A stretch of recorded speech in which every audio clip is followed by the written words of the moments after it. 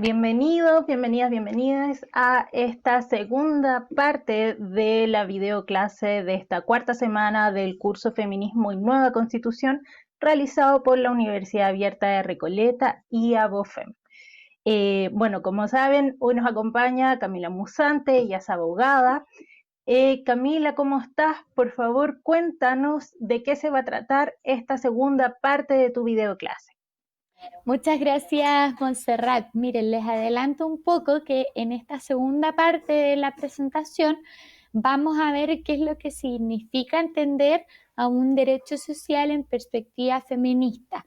Vale decir, cómo se convierten estos derechos sociales en presupuestos materiales para el buen vivir, como adelantábamos, y también que entendemos que son derechos sociales de carácter propiamente tal feministas, que debiesen estar consagrados en un texto constitucional, y además vamos a analizar un caso de estudio bastante contingente que nos va a permitir tener claridad de cómo todos estos conceptos que hemos ido revisando se concretan y se materializan en una situación muy cotidiana para muchos, muchas y muchas.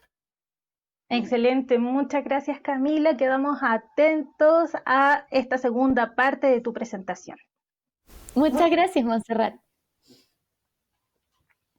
Bueno, aquí algo les adelantábamos de qué hablaremos en estos videos, en esta parte del módulo sobre los derechos sociales en perspectiva feminista.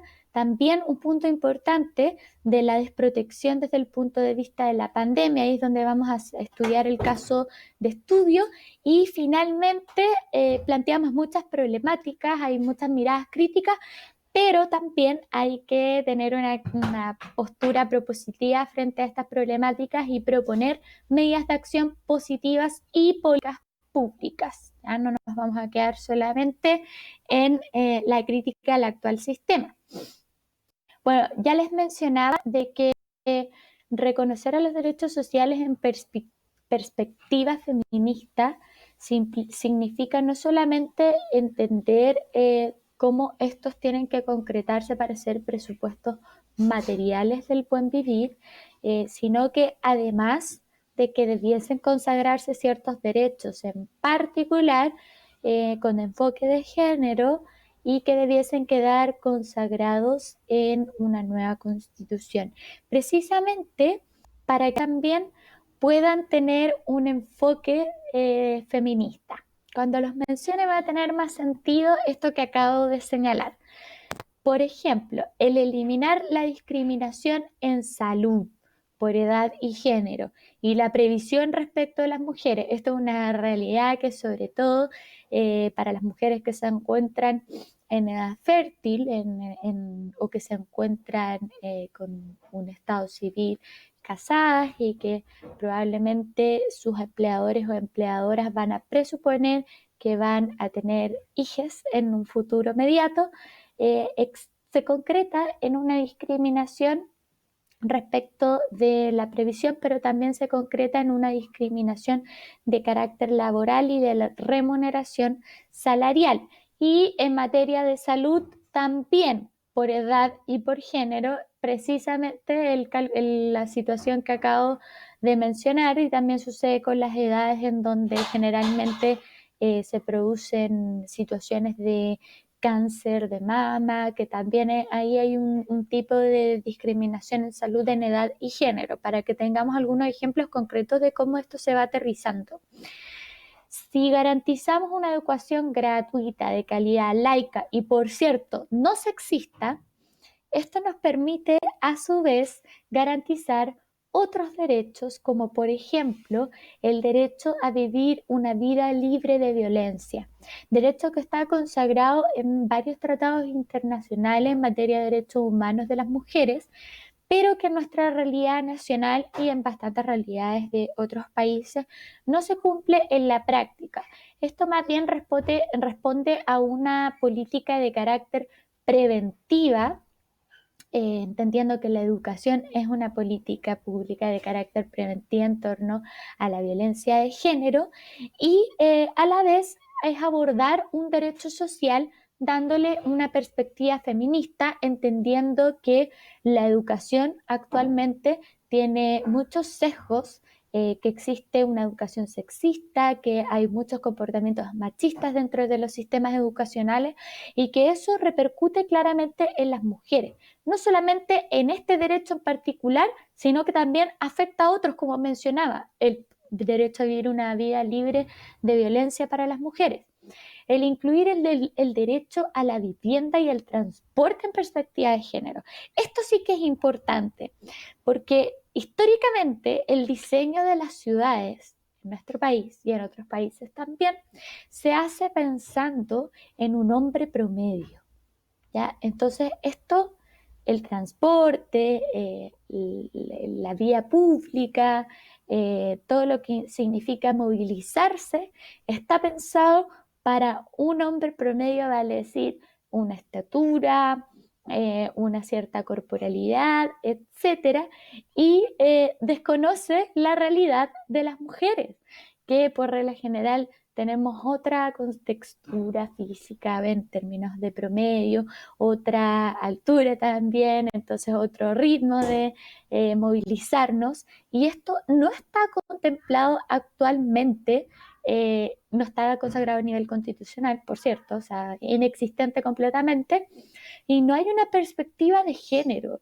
y eso nos muestra un poco de cómo el derecho tiende a regular en torno a la idea del hombre promedio y el derecho a la vivienda, que es un derecho completamente esencial, que tampoco está consagrado a nivel constitucional, pero que es un derecho, por cierto, básico, y el derecho a una vivienda digna, porque bien veíamos durante la época más dura del estallido social, cómo nos mostraban varios estudiantes de arquitectura y estudiantes de arquitectura y de construcción, quiero decir, de cómo se construyen las viviendas sociales y de cómo en realidad los espacios no son suficientes y no alcanzan, y no hay una perspectiva de género ni mucho menos involucrado en esas viviendas. Entonces yo agregaría aquí derecho a la vivienda y a la vivienda digna, ¿ah? Y con perspectiva de género. El derecho a una ciudad feminista. Ya, algo les mencionaba y les adelantaba un poco al tratar el tema del transporte, y es este hecho que las ciudades se diseñaron, la ciudad de Santiago en particular, se diseñó pensando en un hombre promedio. Las calles, las veredas, eh, las vías de movilización, el transporte público, todo se hizo pensando en un hombre promedio. Y aquí quizás pueden sonar a nimiedades este tipo de cuestiones, pero en el día a día, para una mujer, el transporte es mucho más difícil y mucho más en términos de tiempo, significa un esfuerzo muchísimo más grande que para los hombres, y ahí vemos una desigualdad en los sexos que es innegable. Entonces tenemos que empezar a pensar en no se construye, se cimienta solamente bajo el entendimiento de un hombre promedio, sino que considere las características particulares de las mujeres. Y bueno, también aquí hay un derecho que suena bastante cuando se habla sobre derechos de las mujeres, derechos que debe consagrar la Constitución, que son los derechos sexuales y reproductivos, y que tiene un poco que ver con lo que mencionábamos al inicio de la presentación sobre la autonomía, puesto que los derechos sexuales y reproductivos, que aquí es como que se engloban varias cosas dentro de un mismo tema. Por una parte, el derecho a la salud sexual, o sea, al tener una atención médica, al poder tener visitas al ginecólogo o ginecóloga, todos esos derechos que están asociados a la salud sexual. Y por otra parte, los derechos de carácter reproductivos, que también tienen un poco relación con la salud sexual, pero que están también más ligados a esta idea de la autodeterminación, que viene a ser un principio en el derecho que está consagrado también como un estándar de carácter internacional en materia de derechos humanos de las mujeres, y que presupone que tenemos la capacidad de tomar decisiones sobre nuestros cuerpos, siempre que haya un consentimiento libre e informado. Ya esos vendrían siendo como los presupuestos materiales para poder ejercer este derecho. Uy, este es un tema súper relevante, que es el reconocimiento constitucional del trabajo reproductivo. Aquí mencioné que deben repetir estereotipos que exacerban el rol de la maternidad y que impidan el reconocimiento de la mujer como sujeto de derechos. Esto es un extracto de un proyecto de ley de la diputada Gael Jomans, que impulsó este proyecto de ley y que modifica la Carta Fundamental, nuestra actual Constitución, para incluir dentro de las garantías constitucionales el reconocimiento del trabajo doméstico y de la labor consistente en el cuidado de personas. Me gustaría precisar, antes de pasar a la siguiente lámina, que estos trabajos, tanto el trabajo doméstico como el cuidado de personas, son trabajos históricamente invisibilizados, ya que no se les ha dado un valor ni dentro del marco laboral, ni en términos de remuneración, y por cierto también del rol social y la función social que cumplen este tipo de trabajos, que hoy debe reivindicarse, puesto que creo que dentro de los trabajos que se realizan son de los más invisibilizados, de los que están en una mayor cantidad en una mayor situación de vulnerabilidad y desamparo. Ya lo veíamos con la situación de las trabajadoras de casa particular, que no tenían este beneficio del acceder al seguro de cesantía, y que tampoco podían acceder al pilar solidario que venía a complementarlo. Así que eso nos dice un poquito de la falta de reconocimiento del trabajo doméstico. Bueno, ¿y qué es lo que modifica? Como en términos más concretos y de derecho. El artículo único de este proyecto dice que modifíquese la constitución política en el siguiente sentido: que se incorpore un nuevo inciso tercero al artículo 19, número 16, que es donde está tratado, donde se han tratado en términos generales los derechos laborales, pasando a ser el cuarto y los demás sucesivamente. O sea que se incorpora un nuevo inciso y este pasaría a ser el cuarto. Y aquí el tenor de este nuevo inciso sería el siguiente. Nos diría que el Estado reconoce el trabajo doméstico y los cuidados como una actividad económica que crea un valor agregado, que produce riqueza y bienestar social, por lo que se incorporará la formulación y a la ejecución de las políticas públicas sociales y promoverá su incorporación en el presupuesto de la nación. El Estado promoverá un régimen laboral que permita compatibilizar en armonía las labores del cuidado humano. Bien, aquí estos son como los términos jurídicos en los que se vienen a concretar un poquito lo que señalaba antes. No se ha reconocido cuál es la labor, la función social que cumplen tanto los trabajos domésticos como de cuidado de las personas, y yendo más allá de lo laboral, que por cierto es importante, y en términos salariales es irrelevante reconocer, por la invisibilización que han tenido estos trabajos, reconocer la función social que cumplen y la vitalidad de que se sigan ejerciendo esos trabajos. Ya, y aquí vamos, bueno, ya adelantaba para el caso de las trabajadoras de casa particular, que quedaron en una situación de desigualdad a propósito de lo que veíamos en la primera parte, porque no podían acceder al beneficio del seguro de cesantía, a diferencia del resto de las trabajadoras y trabajadores, lo que al menos nos debiese generar un poco de ruido de por qué se encuentran en una situación de desigualdad en términos prácticos en materia de estos beneficios que venían a tratar de solventar las necesidades básicas de las personas que quedaron sin empleo durante el tiempo de la pandemia, en donde había más confinamiento y restricciones, ¿cierto? Aquí los brotes de enfermedades afectan a las mujeres y a los hombres de manera diferente. Y me permitiría agregar algo que quizás no es tan propio de este punto, pero ejerzo en materia de derecho ambiental también. No solamente los brotes de enfermedades, el cambio climático, las pandemias, o sea, muchísimas crisis que estamos viviendo actualmente no afectan de forma igual a los hombres y a las mujeres. Y a menudo se empeoran estas desigualdades existentes para las mujeres, niñas y adolescentes. Y en los países con sistemas de salud y protección social más debilitados, como es el caso de nuestro país, por cierto, y un peso mayor de la economía informal, estas situaciones de vulnerabilidad se ven agravadas, o sea que la brecha se agranda.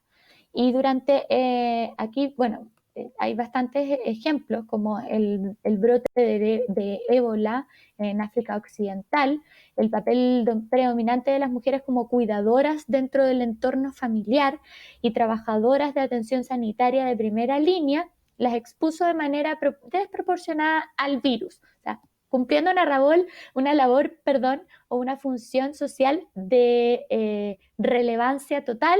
Además, se vieron expuestas de manera desproporcionada al virus y sufrieron consecuencias indirectas de la epidemia con un incremento de la mortalidad materna y neonatal. Y aquí, como a modo de retomar la crisis inicial, en general, ponía recién el caso del ejemplo del ébola, las crisis sanitarias y humanitarias afectan especialmente a los grupos más vulnerables, a las minorías étnicas, a los migrantes, a las personas mayores, a las personas con diversidad funcional o movilidad reducida, sin hogar, a las prostitutas, a las disidencias sexuales y de género, a las mujeres, a las personas que se encuentran en una situación socioeconómica también de carácter vulnerable.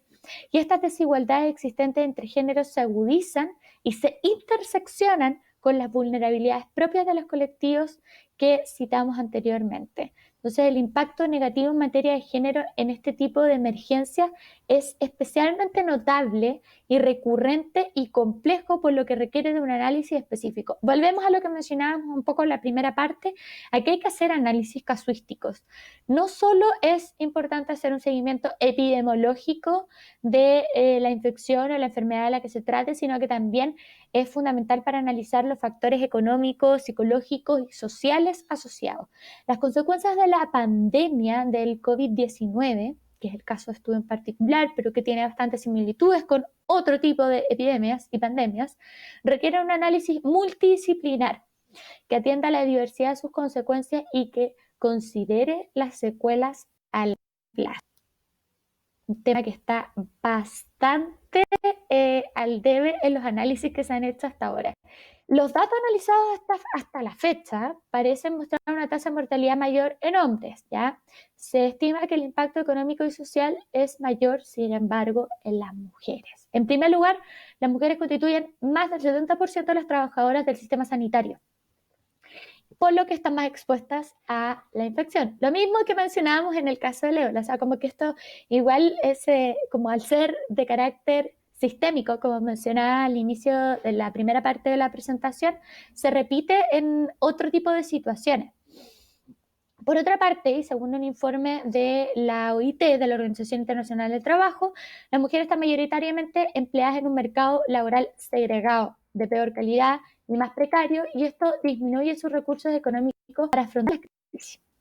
La precariedad laboral se incrementa drásticamente en contextos de crisis con consecuente pérdida de empleo, desprotección social, lo mencionamos en el caso de las trabajadoras de casa particular, y este hecho deja a las mujeres que trabajan en estos sectores más precarizados en una situación particularmente vulnerable. Y aquí me voy a pasar a referir a un tema que es esta definición de los roles de género. Es increíble cómo en el siglo XXI, con el avance que han tenido los movimientos feministas, con los logros históricos como la integración paritaria del órgano constitucional que va a redactar la nueva constitución, y con todos estos procesos sociales que hemos estado viviendo a raíz de los movimientos feministas, durante la pandemia el fenómeno que se produjo fue una acentuación de los roles de género, que define los cuidados como una tarea casi exclusiva de las mujeres, independiente de que las mujeres sean quienes en un hogar donde hay hijas, hijos o hijes, se preocupen de los cuidados de sus respectivos hijas, hijos, hijes, una función, quiero decir, de carácter laboral, que tengan un trabajo, que tengan obligaciones laborales o que estén estudiando. Se entiende dentro de esta situación de convivencia que se dio en la pandemia de forma como mucho más extrema y forzada, se acentuó completamente y hubo como casi aquí un acuerdo social tácito de que a la mujer le correspondía hacerse cargo de las labores domésticas, independiente de que estuviese realizando muchísimas otras labores a la par.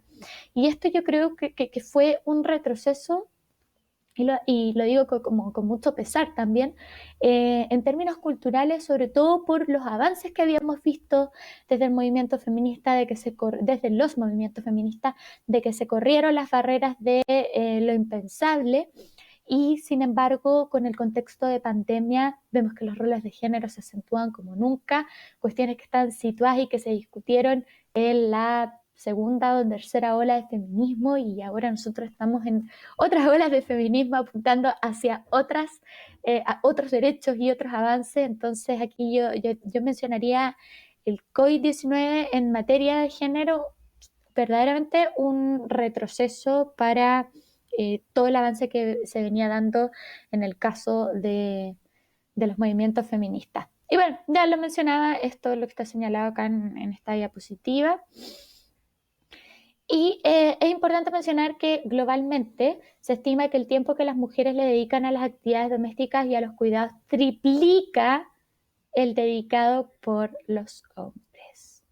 O sea, triple tiempo dedicado a estas labores, y además tener que trabajar y además ejercer las funciones propias de tener al cuidado a un niño, niña o niñe, nos da una visión un contexto de bastante presión para las mujeres, también de violencia, porque hay una violencia en este tema de asignación de roles de género. Lo vimos también en muchos videos, lamentablemente, mujeres que están siendo atacadas y agredidas físicamente simplemente por dedicar horas de su día a sus trabajos, mediante el teletrabajo, y ahí se generaron muchas situaciones de violencia, no solo en términos psicológicos, sino que en términos físicos y graves, y que todavía están al pendiente de resolver y de denunciarse. Ya les mencionaba el aumento de los casos que han sido reportados por violencia sexual, física y psicológica, y que las posibilidades de reportar esto en la cuarentena y de recibir efectivamente una protección se vieron reducidas al mínimo. Y en términos de políticas públicas, esto me lo han preguntado en otras instancias, yo considero que fueron bastante nefastas. No hubieron políticas orientadas a la prevención, no hubieron verdaderas políticas orientadas a subsanar, por decirlo de alguna forma, cuando las situaciones de violencia ya se habían producido. ¿Qué pasa con la población que no se maneja con este tipo de herramientas, aunque tengan acceso a Internet? Entonces, hay una discriminación que yo creo que no colaboraba mucho a resolver esta situación. Ya.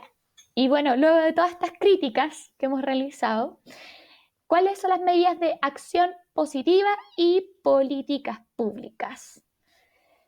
Las acciones de carácter positivo y políticas públicas debiesen estar orientadas a la perspectiva de género en el de políticas que aborden estas y futuras crisis sanitarias, ¿ya? Evitando tomar medidas que amplíen las desigualdades ya existentes. Ponía el caso del Internet como por ejemplo. Para ello es necesario incorporar conocimiento y experiencia de género en los diferentes grupos técnicos, asesores y de toma de decisiones relacionados. También es importante asegurar una presencia proporcional de mujeres tanto en los ámbitos de asesoramiento técnico como en los espacios de toma de decisión. Aquí vamos a empezar a hablar de integración paritaria de los poderes del Estado, y porque precisamente dentro de los ministerios donde se toman y adoptan políticas públicas, y bien, si no hay presencia de mujeres, entonces cómo tenemos presente este enfoque de género para la definición de este tipo de políticas, y crear activamente espacios de debate y opinión con mujeres expertas en distintas áreas. También se vio a raíz del caso de las trabajadoras de casa particular, en donde se llamó al sindicato, se llamó a la federación a una mesa donde mujeres de oposición y de distintos sectores se reunieron a conversar, entendiendo que el área de expertise no se concentra solamente en un grupo. Recordar que vivimos muchísima violencia económica en tiempos de pandemia. Y algunos ejemplos serían articular medidas para compensar las disfunciones de servicios públicos como la educación y el cuidado, introduciendo medidas correctoras y de compensación de los modelos de teletrabajo y que se reduzcan el impacto en el desarrollo profesional de las mujeres. Facilitar la regularización y el reconocimiento y la profesionalización quiere decir del sistema de cuidados, abordar la brecha salarial y disminuir la segregación sectorial, garantizar planes de empoderamiento económico de las mujeres en los paquetes de estímulos promovidos por los gobiernos en diversos sectores para evitar la exposición a la violencia económica, las ayudas y las rentas de protección social, como las medidas fiscales, sociales y de promoción del empleo que tengan en cuenta la vulnerabilidad específica de las mujeres. Volvemos al análisis casuístico. Construir alianzas con el sector privado para abordar esta brecha digital y proporcionar el acceso a las tecnologías y comunicación, del 12%, en educación, en igualdad, sensibilización y violencia de género, y habilitar políticas públicas y campañas como He4She, que ahí tenemos el caso de Naciones Unidas, protocolos especiales de denuncia, reforzar programas de sensibilización, eso ya estaba mencionado, y bueno, con esto finalizamos el video. Eso sería para finalizar esta parte de este módulo, esta segunda parte. Espero que hayan quedado en concreto y eso sería por mi parte. Muchas gracias, Montserrat. Excelente, Camila. Muchas gracias por compartir hoy día con nosotros tus saberes y por hablarnos sobre la importancia de los derechos sociales y mirarlos a través desde una perspectiva feminista. Te agradecemos entonces tu participación, por compartir con nosotros tus saberes y por hablarnos sobre los derechos sociales y la importancia de mirarlos desde una perspectiva feminista. A todas y a todos los participantes los invitamos a mantenerse activos en la plataforma y a realizar todas sus actividades. Eso es por esta semana. Nos despedimos. Muchas gracias. Muchas gracias a ti, Montserrat.